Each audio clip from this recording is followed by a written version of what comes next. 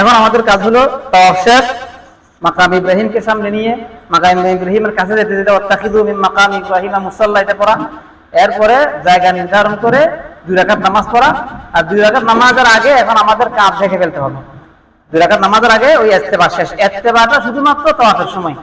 অনেকে আগে থেকে ইস্তেবা করে রাখে, অনেকে তাওয়াফ শেষ করার পরে সাইয়ের মধ্যে ইস্তেবা করে, এটা ভুল। তাওয়াফটা চলবে শুধুমাত্র, ইস্তেবাটা চলবে শুধুমাত্র কখন? তাওয়াফ চলাকালীন। এমনকি তাওয়াফ চলাকালীন যদি নামাজ শুরু হয়ে যায়, আপনি নামাজ পড়ে নেবেন, তখন আবার কাঁধ ঢেকে ফেলবেন। কাঁধ ঢেকে নামাজ পড়ে, নামাজ শেষ করে আবার কাঁধ খুলে ইস্তেবা করে আবার তাওয়াফ করবেন, তাওয়াফ কন্টিনিউ করতে পারবেন। তাহলে এখন যখন আমরা নামাজ পড়ে নিলাম, নামাজ পড়ার পরে একটা সুন্নত হলো জমজমের পানি পান করা। আল্লাহ রাসূল এটা পরিষ্কার হাদিসে আসছে, নামাজ শেষ করে জমজমের পানি পান করছেন, জমজমের পানি পান করছেন এবং মাথায় দিচ্ছেন। আমরা এটা করবো, সুন্নতটা আদায় করবো। এবং জমজমের পানির ক্ষেত্রে আমরা যেটা চেষ্টা করবো, ঠান্ডাটা না নিতে। নর্মাল আছে, এখানে নর্থ পোল লেখা আছে, ওইটা নিব, ওইটা পান করব। সুন্নত হলো খুব বেশি পান করা, একদম পান করে একদম পেট ভর্তি করে ফেলা। তাদাল্লাহ শব্দ আছে হাদিসে, মানে একদম খুব ভালোভাবে পান করছে। কিন্তু যদি আপনি আশঙ্কা করেন যে বেশি পান করলে আপনার প্রস্রাবের সমস্যা হবে, অসুবিধা হবে, আপনি পরিমাণ মতো পান করবেন, মাথায় মুখে টুকে একটু পান নিয়ে দিবেন, এটা সুন্নত। এরপরে এখন আমাদের কাজ হলো সাই। সাই করার শুরুতেও ইসতিলাম করা, এটা সুন্নত হাদিসের মধ্যে আসছে। সাই করতে যাওয়ার আগে হযরত আসওয়াদ আবার ইসতিলাম, এটাও হাদিসের মধ্যে আসছে এবং ফিকহ কিতাবেও আছে। সাইর শুরুতে হযরত আসওয়াদের ইসতিলাম, সুযোগ থাকলে আমরা দূর থেকে একটু আল্লাহু আকবার বলে হযরত আসওয়াদের দিকে ইশারা করে ইসতিলাম করে ফেলবো। ইসতিলাম কিন্তু অনেক হয়ে যাচ্ছে, শুরুতে হয়ে যাচ্ছে, তাওয়াফের শেষে হচ্ছে, আবার সাই শুরুতে হচ্ছে। এটা খেয়াল রাখতে হবে, এটা সুন্নত এবং পরিষ্কার হাদিসে আসছে এবং কিতাবেও আছে। তো এটা আমরা হযরত আসওয়াদের ইসতিলাম করে আল্লাহু আকবার বলে এখন আমরা রওনা দিব কোথায়? বাইর হয়ে কোন দিকে যাব? কোন দিকে? ডানে না বামে? ডানে যাব, কারণ ডানে গেলে কি সাফা। সাই শুরু হবে কোথা থেকে? সাফা থেকে, মারওয়া থেকে না। আমরা যখন যাব দেখবেন যেতে যেতে জায়গাটা একটু উঁচু হচ্ছে, তার মানে এটা পাহাড়, পাহাড়ে উঠাচ্ছে আপনাকে। যখন পাহাড়ে উঠতে থাকবেন, সাফা কাছাকাছি আসতে থাকবে, তখন আপনি বলবেন ইন্নাস সাফা ওয়াল মারওয়াতা মিন শাআইরিল্লাহ। আল্লাহ রাসূল বলেছেন, হাদিসের মধ্যে আছে, যখন আল্লাহ রাসূল ফালাম্মা দানা, কাছাকাছি হলেন সাফার, কারা এই আয়াতটা বলেন ইন্নাস সাফা ওয়াল মারওয়াতা মিন শাআইরিল্লাহ, নিশ্চয় সাফা এবং মারওয়া আল্লাহর নিদর্শনসমূহের মধ্যে একটা নিদর্শন, এটা পড়ব। এরপর একটা শব্দ আছে, এটা আল্লাহ রাসূল বলেছেন আবদাউ বিমা বাদা আল্লাহু বিহি, আমি শুরু করছি ওইটা দিয়ে যেটা দিয়ে আল্লাহ শুরু করছে। অর্থাৎ আমি সাই শুরু করছি কোথা থেকে? সাফা থেকে। আল্লাহ তাআলা যখন সাফা মারওয়ার উল্লেখ করছেন, আল্লাহ তাআলা প্রথমে সাফার উল্লেখ করছেন, ইন্নাস সাফা ওয়াল মারওয়াতা, ইন্নাল মারওয়াতা ওয়াস সাফা বলেন। তা আল্লাহ যেটা দিয়ে শুরু করছে, আমিও সাই ওখান থেকে শুরু করছি। এই শব্দটা আরবিতে আল্লাহ রাসূল বলছেন, আমরাও বলবো, অথবা বাংলাতে বলে নিব। ইন্নাস সাফা ওয়াল মারওয়াতা আয়াতটা করে বাংলায় বলে নিব যে আল্লাহ তাআলা যেই পাহাড়টাকে কোরআনে আগে উল্লেখ করছে, সেখান থেকে আমরা সাই শুরু করছি, এটা বলে নিবেন আপনি। এটা বলতে বলতে সাফার উপরে উঠলেন।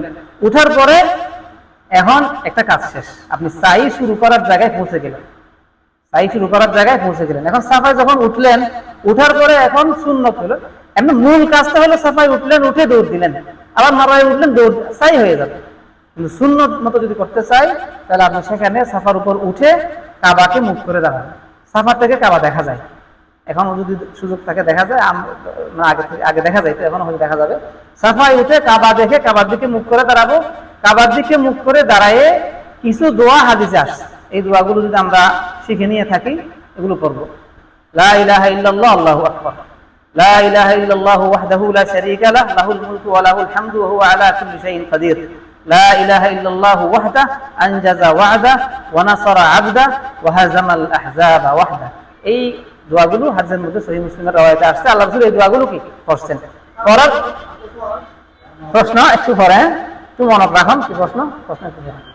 তাহলে এই দোয়া, তো দোয়াগুলো সহজ, আপনি একটু বোঝা মনে করবেন না যে হুজুর আপনি অনেক কিছু পড়ে ফেলতেছেন। অনেক কিছু না, লা ইলাহা ইল্লাল্লাহ আল্লাহু আকবার, এটা জানেন না? এটা সকলে জানি না? লা ইলাহা ইল্লাল্লাহ আল্লাহু আকবার। এরপরে লা ইলাহা ইল্লাল্লাহু ওয়াহদাহু লা শারীকা লাহু, লাহুল মুলকু ওয়া লাহুল হামদু ওয়া হুয়া আলা কুল্লি শাইইন কাদির, আমরা সকলে জানি, তাই না? তাহলে দুইটা হয়ে গেল, এটা পুরোটাই একটা দোয়া, কিন্তু দুইটা অংশ হয়ে গেল। আপনি এই দুইটা পড়লে হবে। আরেকটা যেটা, এটা একটু হয়তো একটু ভিন্ন শব্দ আছে, লা ইলাহা ইল্লাল্লাহু ওয়াহদাহু আনজাযা ওয়া'দাহু ওয়া নাসারা 'আবদাহু ওয়া হাযামাল আহজাবা ওয়াহদাহু।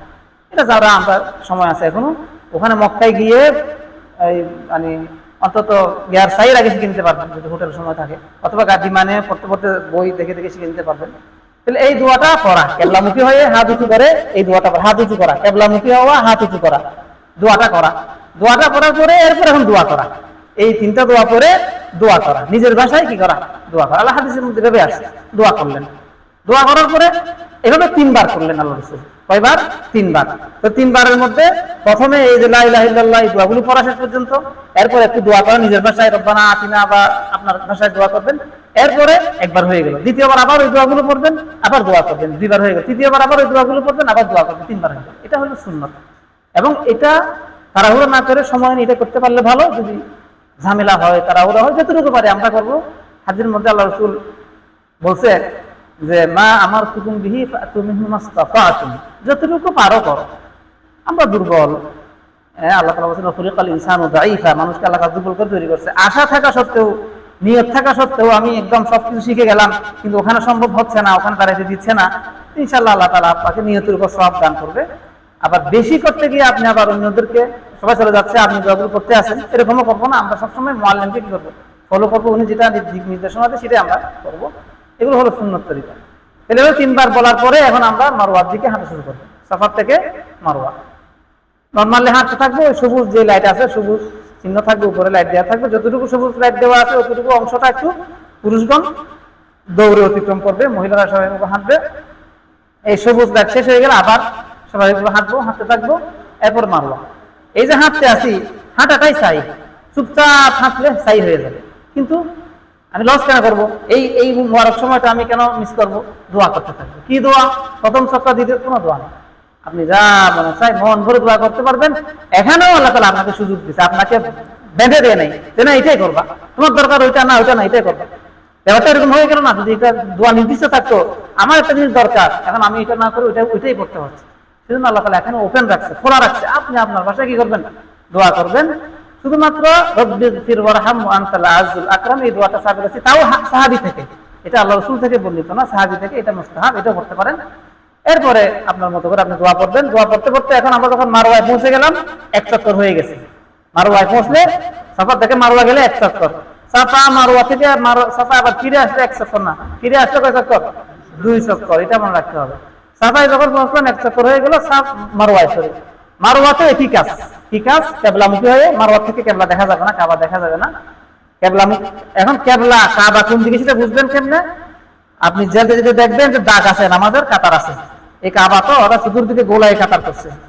আপনি যখন দেখবেন যে কাতারটা একটু বাঁকা, তাহলে আপনি এই সোজা দাঁড়াইলে কাবা আপনার সামনে আছে, এটা আপনি বুঝে নিতে পারবেন। এদিক সেদিক দেখাইলে কাবা এদিক সেদিক হয়ে যাবে। মানে এই যে নামাজের কাতারটা আছে, নামাজের কাতারটা খেয়াল করে আপনি কাবার অবস্থানটা নির্ণয় করে সেখানে আপনি কেবলামুখী হয়ে দাঁড়ায় মারওয়ার মধ্যে দোয়া, একই দোয়া, সাফার মধ্যে যা করা হয়েছে একই দোয়া, দোয়া করে আবার একই নিয়মে ওই সাফার মধ্যে আবার কি ফিরে আসা। আসার সময় সবুজ লাইট যেখানে আছে সেখানে একটু দৌড়ে অতিক্রম করা পুরুষের জন্য। যখন সাফায় আসলাম তাহলে কয় চক্কর হয়ে গেল? 2 চক্কর। আবার মারওয়ায় গেলে 3, সাফায় আসতে 4, আবার মারওয়ায় গেলে 5, সাফায় আসতে 6, আবার যখন মারওয়ায় যাব 7। তাহলে সাফা থেকে শুরু হবে, মারওয়ায় গিয়ে 7 চক্কর শেষ হবে। 7 চক্কর শেষ করে যখন মারওয়ায় পৌঁছলাম, যখন মারওয়াতে আসি, তখনও দোয়া হাদিসের মধ্যে আসছে, তখনও কি করা? দোয়া করা। মারওয়ার উপর পৌঁছে আবার দোয়া করা। দোয়া শেষ করে এখন আমাদের তাওয়াফও শেষ, সাইও শেষ। এখন রয়ে গেল কি? মাথা মুন্ডন করা। মাথা মুন্ডনের জন্য কি তরতিব ওনারা আমাদেরকে বলবে। আমরা যেটা করতাম সেটা হলো, আমরা শেষ করে হোটেলে চলে আসতাম। হোটেলের মধ্যে সেলুন আছে, অথবা এক হাজি আর এক হাজিকেও কি করে যায়, কামাই দেওয়া যায়। সব কাজ শেষ হয়ে গেলে একে অপরকেও কি মাথা মুন্ডন করে দেওয়া যায়, চুল কেটে দেওয়া যায়। মাথা মুন্ডনের একটা মাসালা আমরা জানি। মাথা পুরুষের জন্য 2টা অপশন, একটা হচ্ছে একদম ছেঁচে ফেলা, মুন্ডন করা, একটা হচ্ছে কাটা, ছোট করা। মুন্ডন করেন বা কাটান, সব তো সমস্ত চুল থেকে হইতে হবে। কাটাইলো এক পাশে আর এক পাশে দেখিয়ে দিল, এটা হবে না। সমস্ত চুল থেকে, একদম মেশিন দিয়ে হোক, কেসি দিয়ে হোক, সমস্ত চুল থেকে কি করতে হবে? সমানভাবে কাটতে হবে। আর মাথা মুন্ডন করলে পুরো মাথা মুন্ডন করবে। আর মহিলারা তাদের সমস্ত চুলের থেকে, আগা থেকে 1 ইঞ্চি পরিমাণ কেটে নেবে। এবং সুন্নত হইল প্রথমে ডান পাশ। আপনার যদি নাপিতের কাছে যান, তাকে বলবেন যে তুমি আমার প্রথমে ডান পাশ থেকে শুরু করো। আল্লাহ রাসূল যখন এই মাথা মুন্ডনের সময় আসতো, তিনি প্রথম ডান পাশটা আগাই দিলেন। তিনি মাথা মুন্ডন করতে থাকে, তাহলে প্রথমে সুন্নত হিসেবে ডান পাশটা আগে দেবো। সে এদিক সেদিক শুরু করবে তার সুবিধা মতো। তাকে বলবেন যে না, তুমি ডান থেকে শুরু করো, ডান পাশ, তারপর বাম পাশ, এরপর দিকগুলো মুন্ডন করবে। তো মহিলাদের জন্য হচ্ছে চুল কাটা। মহিলারাও কি করবে? প্রথমে ডান পাশের চুলগুলোকে একত্রিত করবে। ডান পাশের চুলগুলোকে একত্রিত করে 1 ইঞ্চি পরিমাণ কেটে নিবে। এরপর বাম পাশের চুলগুলো একত্রিত করে কেটে নিবে। এটা হচ্ছে একটা সুন্নত মতো আমল হবে। সব মিলে একসাথে কেটে নিলে হয়ে যাবে। কিন্তু আমরা চেষ্টা করব এই আমলের মধ্যে প্রাণ আনার জন্য। আমলের মধ্যে প্রাণ আসবে, আল্লাহর বেশি কাছাকাছি হবে, সেটা আল্লাহর বেশি মকবুল হবে কখন, যেটা যত বেশি সুন্নতের কাছাকাছি হবে এবং সেটা আপনি বুঝতে পারবেন যে এটা সুন্নত, এটা সুন্নত, তখন আপনার মজাটাও বেশি আসবে। সেজন্য আমরা এটা করবো। তাহলে মাথা পুরুষদের জন্য দুটো অপশন, মহিলাদের জন্য মাথা মুন্ডন করা যায় না, তারা চুল কাটবে। পুরুষ মাথা মুন্ডনও করতে পারে, কাটতেও পারে, তবে মুন্ডন করাটা উত্তম। আল্লাহ রসুল দোয়া করলেন, আল্লাহুম্মা আরহামিল মুহাল্লিকিন, হে আল্লাহ যারা মাথা মুন্ডন করছে তাদেরকে আপনি রহম করুন। কেউ প্রশ্ন করলো, ইয়া রাসূলুল্লাহ যারা মাথা কাটে, আল্লাহ রাসূল বললেন, আবারও দোয়া করলেন মাথা মুন্ডন কাটদের জন্য। দ্বিতীয়বার আবার যখন বললেন, আবার তৃতীয়বার দোয়া করলেন যারা মাথা মুন্ডন করে তাদের জন্য। চতুর্থবার দোয়া করলেন যারা মাথা কাটে তাদের জন্য, পুরুষদের ক্ষেত্রে। সেজন্য মাথা মুন্ডন করাটা উত্তম কাটার থেকে। কিন্তু এটা হচ্ছে নরমাল হইলে, শুধু ওমরা করতেছেন আপনি, এরপর হজের পরে তামাত্তু হজের ক্ষেত্রে, তামাত্তু হজের যে ওমরা, এই ওমরার ক্ষেত্রে মাথা চুল কাটা উত্তম। তামাত্তু হজের ওমরা শেষ করে যে মাথা মুন্ডনের বা চুল কাটার অপশনটা আছে, সেখানে মাথার চুল মুন্ডন না করে কাটাটা কি উত্তম। হাদিসের মধ্যে এটা আসছে, সাহাবায়ে কেরাম আল্লাহ রাসূল যখন বললেন তোমরা হালাল হয়ে যাও, তখন তারা তাওয়াফ করলো, সাই করলো, কাসসারু, তারা চুলকে ছোট করলো। হলক করছে এটা আসে না, খুব ছোট করলো। তাহলে আমরা ওমরার যেই মানে মাথা মুন্ডন, সেখানে আমরা মাথা মুন্ডন না করে কি করবো, কেটে ছোট করবো, যাতে করে আমাদের চুল কিছু বাকি থাকে এবং যেটা হজের সময় পরিপূর্ণ অবশিষ্ট আমরা মাথা মুন্ডন করে ফেলবো। হোটেলে এসে আমরা মাথা মুন্ডনটা করবো, একে অপরকে আমরা কিভাবে করে দিতে পারবো। এই হচ্ছে মোটামুটি ওমরা। তাহলে ইহরাম, তাওয়াফ, সাই, মাথা মুন্ডন, সংক্ষেপে এতটুকু করলে ওমরা আদায় হয়ে যাবে। এখন প্রশ্নকে আমরা একটু জিজ্ঞেস করি যে ওমরা সংক্রান্ত প্রশ্নগুলোকে এখন নিব না পরে নিব?